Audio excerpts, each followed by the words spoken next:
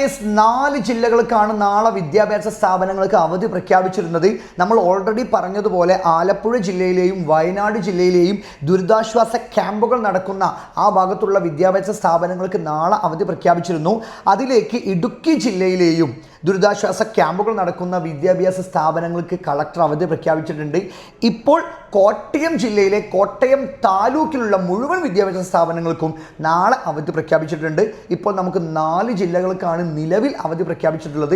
പത്തനംതിട്ട പോലുള്ള മറ്റു പല ജില്ലകളിലും അവധി പ്രഖ്യാപിക്കാൻ ചാൻസ് വളരെ കൂടുതലാണ്.